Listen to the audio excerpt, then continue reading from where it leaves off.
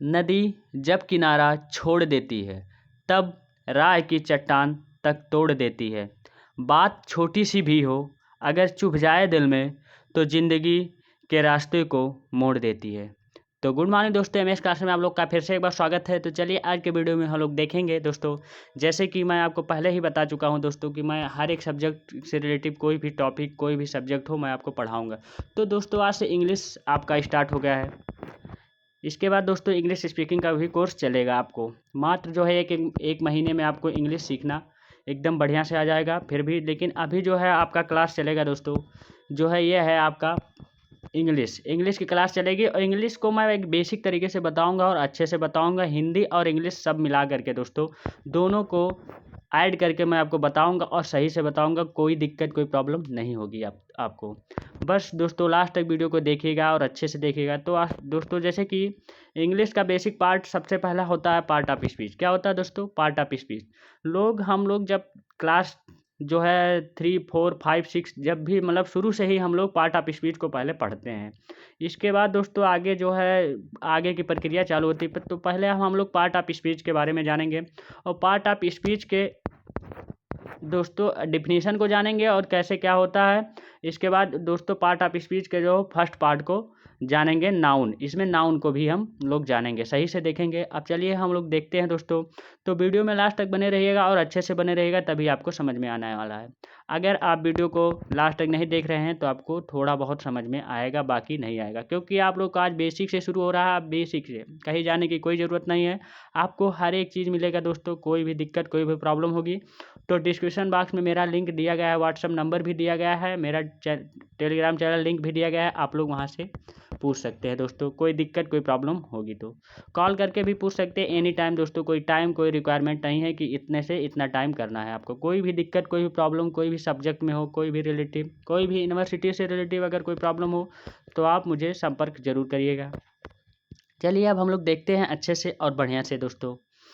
तो चलिए देखते हैं अब part of speech in Hindi and English definition. Part of speech दोस्तों जो है हम लोग हिंदी और इंग्लिश दोनों में देखेंगे, क्योंकि लैंग्वेज बाकी सब टीचर्स होते हैं इंग्लिश टू इंग्लिश ही पढ़ा देते हैं तो बच्चों को प्रॉब्लम होती है। लेकिन हम लोग हिंदी और इंग्लिश दोनों को सीखेंगे, एकदम बढ़िया बेसिक तरीके से सीखेंगे। अब चलिए देखते हैं। जैसे कि कहा गया है शब्द भेद। पार्ट ऑफ स्पीच की बहुत सारी विशेषताएँ हैं दोस्तों, बहुत सारी परिभाषाएँ हैं। इसकी परिभाषाएँ बहुत ज़्यादा हैं, लेकिन हम लोग दोस्तों 1 से 2 देखेंगे बढ़िया से।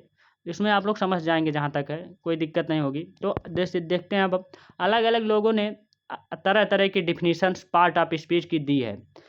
मैं यहाँ पर आप लोगों के लिए कुछ की परिभाषाएं दे रहा हूँ जो कि दोनों लैंग्वेज में है दोस्तों। Definition of part of speech in Hindi and definition of part of speech in English दोस्तों दोनों में है दोस्तों। दोनों लैंग्वेज में आपको कोई दिक्कत कोई प्रॉब्लम नहीं होगी।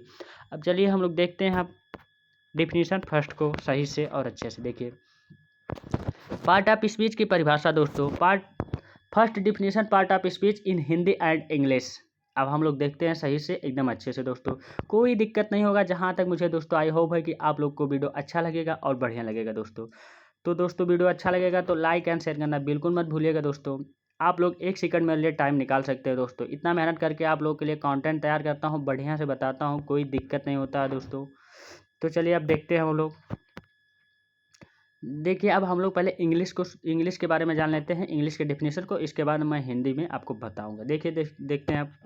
इसमें दिया है 8 differ part of speech have been identified in the English language. अंग्रेजी भाषा ऑन द बेसिस। दोस्तों देखिए मैं आपको हिंदी इंग्लिश दोनों मतलब जो आपको समझ में नहीं आएगा मैं आपको बताऊंगा, एक एक वर्ड मीनिंग बताऊंगा। कोई दिक्कत नहीं होगी, आपको कोई भी प्रॉब्लम नहीं होगा। मैं आपको 99% मतलब दोस्तों मैं कोई गारंटी आशा के साथ नहीं कह रहा हूँ। बाकी दोस्तों मैं आपको पूरी कोशिश करूँगा कि आपको वीडियो समझ में आपको जो है कोई प्रॉब्लम ना हो। पूरी 100% पूरी कोशिश करूँगा जहाँ तक है मुझे दोस्तों, मैं अपनी तरफ से। बाकी तो दोस्तों एक टीचर का क्या काम है आप लोग जान ही रहे हैं। आपको एक टीचर का काम है कि एक रास्ता दिखा सकता है, बाकी चलना तो आपको है। कैसे चलना है कैसे नहीं चलना है ये मैं आपको बता सकता हूँ, लेकिन आपको उस पर फॉलो करना है। अगर आप फॉलो नहीं कर रहे हैं तो मेरे बताने से कोई लाभ आपको नहीं होगा। कोई भी काम हो कोई भी वर्क हो, आपको सिर्फ जो सिखाने वाला है दोस्तों वो रास्ता ही आपको बताता है, बाकी चलना आपको है। कैसे चलेंगे किस तरीके से चलेंगे बस। अब चलिए देखते हैं अब आगे। तो इसमें हम कंटिन्यू करते हैं। On the basis of which on can create and deliver a sentence with the proper content and message. दोस्तों अब हम इसके बारे में हिंदी में बता देते हैं। आप लोग जहाँ तक समझ चुके हैं, कोई डिफ़िकल्ट लैंग्वेज में नहीं है, एकदम आसान भाषा में लिखा हुआ है, कोई दिक्कत नहीं होगा। तो थोड़ा बहुत जो लोग इंग्लिश पढ़े होंगे वो लोग को समझ में आ रहा होगा, कोई दिक्कत नहीं होगा। चलिए अब हम लोग देख लेते हैं, जैसे कि हिंदी में जान लेते हैं। वर्ड के उपयोग के प्रकार और सेंटेंस के भाव से तय होता है कि वाक्य किस श्रेणी का है। वर्ड के रियल उपयोग को समझने के लिए विशेषज्ञों ने उन्हें 8 बेंस मतलब 8 कैटेगरी में बांट दिया, वर्गों में बांटा है। इन वर्गों को इंग्लिश भाषा में पार्ट ऑफ स्पीच और हिंदी भाषा में शब्द या भेद कहते हैं। ये तरीका है दोस्तों। तो इंग्लिश में हम लोग क्या कहते हैं, पार्ट ऑफ स्पीच, और हिंदी में क्या कहते हैं, हिंदी भाषा में दोस्तों शब्द या भेद कहते हैं। ये है आपका दूसरा। अब अगला हम डेफिनेशन देख लेते हैं। ये फर्स्ट डेफिनेशन था। तो जहाँ तक आई होप है कि आप लोग को समझ में आएगा, कोई दिक्कत नहीं होगी। एकदम सिंपल भाषा में, कुछ कहना नहीं है। आप लोग शुरू से पढ़े होंगे, क्लास फर्स्ट से नहीं तो सेकंड थर्ड से तो पढ़े ही होंगे, कोई दिक्कत नहीं। इसमें फर्स्ट से आप आजकल तो नर्सरी से ही नहीं, फर्स्ट से ही पढ़ाया जाता है, क्योंकि आज सब इंग्लिश मीडियम स्कूल्स हो गए हैं, कोई दिक्कत नहीं है। चलिए आप देखते हैं हम पार्ट ऑफ स्पीच की परिभाषा। Second definition, part of speech in Hindi and English. इसको हम जानेंगे सही से अच्छे से।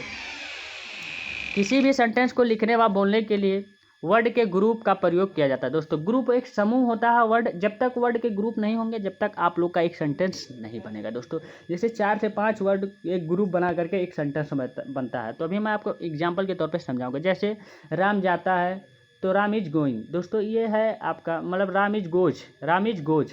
जैसे राम जा रहा है तो राम इज गोइंग। तो ये आपका वर्ड मतलब एक सेंटेंस बना, एक वाक्य बना, तो आपको जो है वर्ड बन गए। वर्ड को मिल करके एक सेंटेंस, जैसे एक लोगों से मिल करके क्लास में आप लोग बैठेंगे, एक बच्चे से मिल करके एक क्लास बनता है। 10 20 25 बच्चों का एक समूह बनता है। एक चैप्टर, एक रजिस्टर में नाम नोट होता है, तो ये बनता है। ये ऐसे ग्रुप होता है। आप लोग ग्रुप यहाँ तक समझ रहे होंगे, कोई दिक्कत नहीं। तो सेंटेंस में प्रयोग इन शब्दों को कोई ना कोई नाम जरूर दिया जाता है। जैसे नाउन नंबर फर्स्ट है, संज्ञा, प्रोनाउन सर्वनाम नंबर थर्ड है दोस्तों, वर्ब क्रिया, एडजेक्टिव विशेषण, ईटीसी। वर्ड के सही यूज को समझने के लिए इन्हें 8 ग्रुप में बांटा गया। दोस्तों इन्हें 8 ग्रुप में 8 कैटेगरी में इन्हें बांट दिया गया है कि वर्ड को, जैसे एडजेक्टिव हुआ, नाउन, मतलब मैं आपको बताऊंगा, कोई दिक्कत नहीं है, आपको सही से मैं समझाऊंगा। लेकिन अभी आप लोग इतना ही जानिए, जिन्हें शब्द या भेद मतलब दोस्तों शब्द भेद या पार्ट ऑफ स्पीच कहते हैं। ये है आपका तरीका दोस्तों। अब हम लोग इंग्लिश में इसको जान लेते हैं, जहाँ तक कोई दिक्कत नहीं हुआ होगा। चलिए देखते हैं। Group of words are use together in the specific manners. मतलब एक अच्छी आदत। To write speak a sentence. दोस्तों उसको पूरा किया जाता है राइट करके, स्पीक को बोल करके। जैसे कुछ भी बोल रहे हैं आप, जब तक हर एक मतलब 2-4 शब्द आप लोग नहीं मिलाएंगे, जब तक एक वाक्य नहीं बनेगा। वो सिंपल सी बात है, कुछ कहना नहीं आपको, आप लोग को ऐसे समझदार हैं।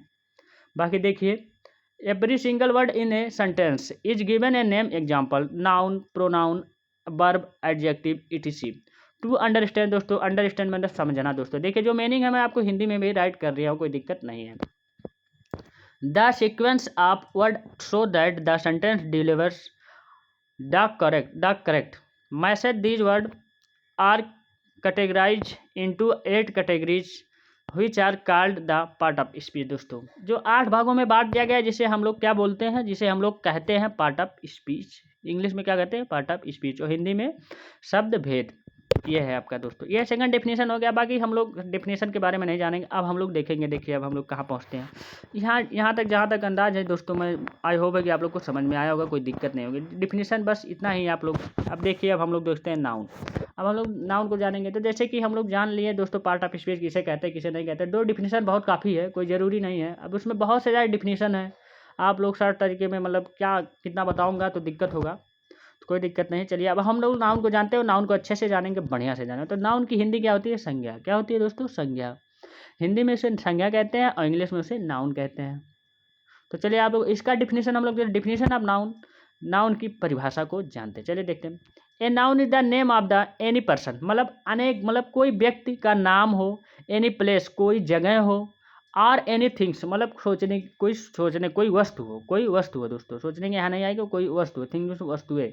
मतलब जैसे कि आप लोग समझ सकते हैं, जैसे एक कोई आदमी हो, कोई प्लेस कोई जगह हो, बड़ा या छोटा जो भी हो, बाकी कोई जो है वस्तु हो। यह है अर्थात संज्ञा किसी भी व्यक्ति, राम, श्याम, मोहन, जैसे हम लोग जान रहे हैं। जैसे कोई नाम भी हो तो वो नाउन में ही आएगा, राम, श्याम, जैसे राम श्याम मोहन, या किसी भी वस्तु को, ये मतलब ये वस्तु हो, पेन पेपर पेंसिल बुक, मतलब जो भी है वस्तु, जैसे मेज कुर्सी, ये सब भी उसी में आएंगे।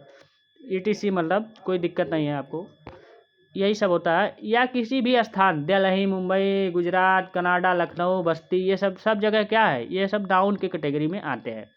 या किसी भाव, मतलब भाव भी भाव व्यक्त होते हैं, जैसे ट्रस्ट, हॉनेस्टी, प्रॉपर्टी, डिफ़िकल्टी मतलब बहुत कठिन, बहुत ही सरल, बहुत ही अच्छा, बहुत ही ईमानदार, ये सब भी कोई भाव व्यक्त कर रहा है, अंदर से कोई भाव आ रहा है, अंदर से उत्पन्न हो रही है, भाव व्यक्त हो रही है, कि नाम को हम क्या कहते हैं, नाउन कहते हैं। इसी को हम लोग नाउन कहते हैं, बाकी और कुछ नहीं है।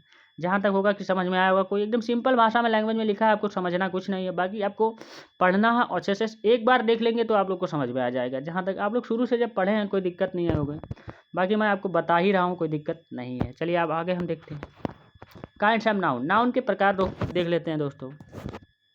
There are 5 kind of noun. दोस्तों नाउन जो है 5 प्रकार के होते हैं, जैसे प्रॉपर नाउन व्यक्तिवाचक संख्या, कॉमन नाउन जातिवाचक संख्या, नंबर 3 है मटेरियल नाउन पदार्थवाचक संख्या, कलेक्टिव नाउन समूहवाचक संख्या, जो आप अब्स्ट्रैक्ट नाउन दोस्तों, अब्स्ट्रैक्ट नाउन दोस्तों भाववाचक संज्ञा। ये है आपका पांचों नाउन दोस्तों। ये नाउन के 5 प्रकार होते हैं। आप लोग कोई भी एग्जाम्पल में पूछ सकता है, कोई भी सिंपल इंसान आपसे पूछ सकता है कि नाउन बताइए कौन सा आपका नाउन, तो आपको नाउन नहीं पता रहेगा तो जान लीजिए वो जानेगा कि इंग्लिश में एकदम बेकार है। लेकिन कोई बात नहीं, होता है इंसान से, गलती इंसान से होती है। बाकी दोस्तों हर एक चीज़ सबको पता नहीं रहता, बाकी टाइम टू टाइम याद भी नहीं आता, माइंड नहीं चलता उतना तेज से, तो ये भी होता है, कोई दिक्कत नहीं है इसमें। सब टीचर्स भूल जाते हैं तो बाकी बच्चों में क्या रखा है दोस्तों, तो जबकि रोज़ पढ़ते हैं तभी भूल जाते हैं, हो जाता है, भूलना हम लोग का काम है। अगर हम लोग भूलें ना तो हम लोग नया कुछ सीख ही नहीं सकते। एक दिन माइंड भर जाएगा, ओवर हो जाएगा तो क्या होगा, ब्रेन हेमरेज, मतलब तुरंत आपका माइंड जान रहे दोस्तों, क्या कुछ कहना नहीं है। देखिए अब आगे देखते हैं। तो भूलना बहुत ज़रूरी है ज़िंदगी में, भूलने का अहम भूमिका बहुत ही ज़रूरी है दोस्तों, तो भूलना चाहिए। चलो देखते नहीं, हर एक चीज़ याद ही करेंगे, हर एक चीज़ याद ही रहेगा तो आप लोग कंफ्यूज हो जाएंगे कि हमें क्या पढ़ना है क्या नहीं पढ़ना, क्या है क्या नहीं है, सब कुछ बेकार हो जाएगा। देखिए आगे देखते हैं। The name of particle person place of things is called a proper noun. दोस्तों प्रॉपर नाउन को हम व्यक्तिवाचक संख्या को जो है डिफिनेशन हम लोग देखते हैं, जैसे कहा गया है the name of particular person place और things is called a proper noun. किसी व्यक्ति स्थान या वस्तु के विशेष नाम को व्यक्तिवाचक संज्ञा कहते हैं। आप लोग समझ चुके होंगे, कुछ कहना नहीं है। किसी व्यक्ति स्थान या वस्तु के विशेष नाम को व्यक्तिवाचक संज्ञा कहते हैं। यह है तरीका, कोई दिक्कत नहीं होगा जहाँ तक अंदाज है मुझे दोस्तों। अब हम लोग जैसे जैसे एग्जाम्पल के तौर पे मैं आपको बता दे रहा हूँ, कोई दिक्कत नहीं है, आपको एग्जाम्पल के तौर पे भी बताऊँगा। जैसे राम है, Ram is a good boy, Ram एक अच्छा लड़का है, राम एक अच्छा लड़का, इसकी जो है हो जाएगी हिंदी राम एक अच्छा लड़का है। तो इसमें हम लोग देखेंगे जैसे कि ये इसमें हम व्यक्तिवाचक संख्या अगर दे देगा, ऐसे एग्जाम पे दे देगा, एग्जाम पे ऐसे क्वेश्चन बनते हैं कि इसमें से छाटिए कि जो है आपका प्रॉपर नाउन कौन सा है कौन सा नहीं है। तो आप लोग यहाँ जहाँ तक है देखिए, मैं आपको बता रहा हूँ व्यक्ति वस्तु या नाम को व्यक्तिवाचक संज्ञा। तो जैसे यहाँ व्यक्ति आ गया, राम, राम एक व्यक्ति है दोस्तों, तो ये राम आपका क्या हो जाएगा, यहाँ देखिए ये राम आपका क्या हो जाएगा, ये आपका हो जाएगा प्रॉपर नाउन, बस और कुछ नहीं करना। आगे देखिए, आगे दूसरा दिया Agra is famous for Taj Mahal. दोस्तों आगरा में जो है एक फेमस ताजमहल है दोस्तों, एक प्रसिद्ध ताजमहल है, आप लोग जानते होंगे आगरा फेमस है, ये भी इसमें आगरा एक जगह है, ये आपका क्या हो जाएगा प्रॉपर नाउन। इसके बाद तीसरा नंबर दिया iron is the hard material. दोस्तों आयरन एक जो है एक हार्ड मटेरियल है, मतलब बहुत कठिन मटेरियल है दोस्तों, हार्ड मतलब बहुत ही हार्ड मटेरियल है, तो ये है, आप लोग समझ होंगे, कोई दिक्कत नहीं है। तो आयरन इसमें क्या हो जाएगा आपका प्रॉपर नाउन हो जाएगा। जैसे आप लोग को मैं उदाहरण के तरफ, जैसे उपयुक्त उदाहरण में राम एक व्यक्ति विशेष का नाम है, आगरा एक स्थान विशेष का नाम है, तथा आयरन एक वस्तु विशेष का नाम है। ये देखिए मैं आपको सही से बता दिया हूँ, कोई दिक्कत नहीं है, कहीं जाने की ज़रूरत ही नहीं दोस्तों। एक बार अगर वीडियो को देख लिए तो सही बता रहा हूँ आपको, तो कोई दिक्कत नहीं होगा, 100% मैं गारंटी के साथ भी कहता हूँ, बाकी गारंटी भी नहीं लेता हूँ, बाकी आपके ऊपर, मैं आपको पहले बता चुका हूँ कि निर्भय आपके ऊपर करता है, आप कैसे पढ़ते हैं, कैसे डील करते हैं। बाकी तो मेरा काम है बताना, आपको समझाना, तो मुझे समझाना ही पड़ेगा। बाकी हम कहीं भाग नहीं सकते आपसे, ये तो मेरा प्रॉपर का काम है। आगे देखिए कॉमन नाउन जातिवाचक संज्ञा को हम लोग क्या कहते हैं, इसकी डिफिनेशन देख लेते हैं। A common noun is noun that refer to inter community of any people place और थिंग्स। तो जातिवाचक संज्ञा वह संज्ञा है जो किसी भी व्यक्ति, स्थान या चीज़ों के पूरे समुदाय को संदर्भित करता है। मतलब उसको चिन्हित करता है। ये है तरीका, कोई दिक्कत नहीं है। चलिए अब देखिए एग्जाम्पल देखते हैं। The boys are playing in ground. दोस्तों the boys are playing in ground. दोस्तों जो है बॉय लोग दोस्तों क्या कर रहे हैं, playing in the ground, ground में जो है खेल रहे हैं। तो ये बॉयज़ आपका क्या हो जाएगा, ये बॉयज़ आपका हो जाएगा कॉमन नाउन। ये कॉमन है ना, बॉय ही लड़का ही कॉमन है। तो अब दूसरा दिया इंडिया है बे मैनी सिटीज़, जो बहुत बड़ी सिटी है। तो ये सिटी तो आपका कॉमन नाउन हो जाएगा। इसके बाद तीसरा दिया है birds are flying in the sky. ये भी है आपका तो बर्ड्स आपका इसमें क्या हो जाएगा, कॉमन नाउन हो जाएगा। इसमें फ्लावर्स कॉमन नाउन हो जाएगा। आप लोग पढ़ लीजिएगा, कोई तो सारी चीज़ बताने तो वीडियो काफ़ी लंबा हो जाएगा, आप लोग को भी बुरा लगा होगा, लगेगा दोस्तों, अच्छा नहीं लगेगा, बोरिंग होगी। तो चलिए देखते हैं। मटेरियल नाउन पदार्थवाचक संज्ञा। दोस्तों the name of materials are called material noun. पदार्थों के नाम पदार्थवाचक संज्ञा कहलाते हैं। दोस्तों जो पदार्थ होते हैं, सोना चांदी आभूषण ये सब होता है। The ring is made a gold. दोस्तों रिंग दोस्तों आपका मेड गोल्ड का है, मतलब सोने का है। दोस्तों ये उसमें गोल्ड हो जाएगा, आपका क्या हो जाएगा, मटेरियल नाउन हो जाएगा। The book is made of paper. दोस्तों पेपर आपका मटेरियल हो जाएगा। I drink milk. दोस्तों इसमें मिल्क दोस्तों इसमें आपका मटेरियल नाउन हो जाएगा। बस कुछ करना नहीं, आपको समझना है।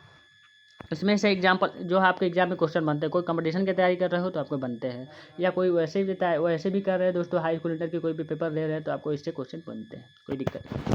तो इंग्लिश आप लोग के लिए बहुत इंपॉर्टेंट होगा। आजकल जान ही रहे, इंग्लिश बहुत ही महत्व है, बहुत ही महत्व है। हम लोग का निकालता है, जान लीजिए। इतना तो हिंदी का मानना है, ये जितना इंग्लिश आजकल चल रहा है, क्योंकि वो भी इंडिया में, भारत एक संप्रभुता राज्य है, तब भी इंडिया में बताइए, इंडिया हिंदी इसमें जो कि लैंग्वेज ऑप्शनल लैंग्वेज हिंदी है, तब भी इंग्लिश की ज़्यादा डिमांड है। अब कलेक्टिव नाउन देते हैं समझवाचक। एक collective noun is the indicate to collection of person are other things. एक सामूहिक संख्या व्यक्ति और अन्य चीज़ों के संग्रह का संकेत है। दोस्तों ये है आपका, कुछ संकेत देता है। जैसे ये लास्ट माई बंच आपकी। दोस्तों ये बंच, दोस्तों देखिए बंच इसमें आपका हो जाएगा, संकेत दे रहा है कि मतलब उस पर रखा है। There is a large crowd of road. दोस्तों ये क्राउड है, दोस्तों देखिए इसमें है, इसमें आर्मी है। दोस्तों ये आपके सब एक संकेत दे रहा है कि यहाँ से वहाँ तक ये है। जैसे कोई रास्ता तय हो गया कि यहाँ जैसे जाना है आपको, लखनऊ से जाना है बाराबंकी, तो ये हो गया, मतलब एक संकेत दे रहा है कि यहाँ से आता कितना क्या है। जैसे मैप बता दीजिए, वही मैप के तरीके पे। अब देखिए, अब जानते हैं हम लोग अब एब्स्ट्रैक्ट नाउन भाववाचक संज्ञा। दोस्तों तो the noun which indicate the quality and condition of object is called an abstract noun. We can touch abstract noun. We can only feel that. जिस संज्ञा से किसी वस्तु के गुण दशा आज का बोध होता है उसे भाववाचक संज्ञा कहते हैं। दोस्तों जैसे हम भाववाचक संज्ञा को सिर्फ महसूस कर सकते हैं, दोस्तों छू नहीं सकते। बिल्कुल किसी भावनाओं को ठेस नहीं पहुंचा सकते। जैसे कहते हैं, मेरे टीचर्स भी कहते थे, किसी की भावनाओं को ठेस नहीं पहुंचा रहा हूं, मैं आपको इसके तौर पे बता रहा हूं। दोस्तों तो किसी के भावनाओं को आप लोग टच नहीं कर सकते, उसको सिर्फ फील कर सकते हैं कि हाँ इसके अंदर क्या हो सकता है। अपने भावनाओं को खुद नहीं टच कर सकते, बताइए। हे टेल लाई। दोस्तों ये है जो दोस्तों ढेल मतलब झूठ नहीं बोलना, तो आप लोग उसको नहीं, इसमें लाई जो हो जाएगा आपका भाववाचक है। जैसे honesty is the best policy. दोस्तों हॉनेस्टी एक ईमानदार, दोस्तों एक बेस्ट पॉलिसी। जैसे ईमानदार हो गया, तो ईमानदार आप लोग कह सकते हैं, उसको महसूस कर सकते हैं, लेकिन उसको छू सकते हैं, ईमानदार को नहीं छू सकते ना। सी इज द शो इमोशनल को नहीं छू सकते आप लोग। इमोशनल को आप लोग व्यतीत कर सकते हैं कि आज ये प्रॉब्लम है, ये ऐसा ऐसा है, वैसा है, इनके साथ ऐसा हुआ, तो आप लोग इमोशनल कर सकते हैं अपने अंदर अमेजिंग, लेकिन उसको छू नहीं सकते। ये आपका तरीका है दोस्तों। तो दोस्तों आज के वीडियो में यहीं तक। दोस्तों जहाँ तक वीडियो आप लोग को, आई होप होगा कि आप लोग को वीडियो अच्छा लगा होगा, कोई दिक्कत कोई प्रॉब्लम नहीं होगी। तो जहाँ तक मुझे अंदाज़ है दोस्तों, अगर कोई प्रॉब्लम कोई दिक्कत कोई प्रॉब्लम इससे रिलेटेड होती है तो आप लोग जो है संपर्क जरूर करिएगा। दोस्तों मैं आपको पहले बता चुका हूँ, कमेंट बॉक्स में कमेंट करिएगा। आपको जिस चीज़ पे वीडियो चाहिए आप लोग कमेंट बॉक्स में कमेंट कर दीजिएगा, मैं उसको वीडियो बनाऊँगा। तो थैंक यू दोस्तों। अब हम लोग मिलेंगे नेक्स्ट वीडियो में, तब तक आप लोग एंजॉय करिए। तो जैसे कि आज धनतेरस है, मैं भूल गया हूँ दोस्तों बोलना, लेकिन दोस्तों आप लोग को हैप्पी धनतेरस की हार्दिक शुभकामनाएं। आप लोग दीपावली को अच्छे से मनाइए, बढ़िया से मनाइए, और कोई दिक्कत नहीं। Thank you.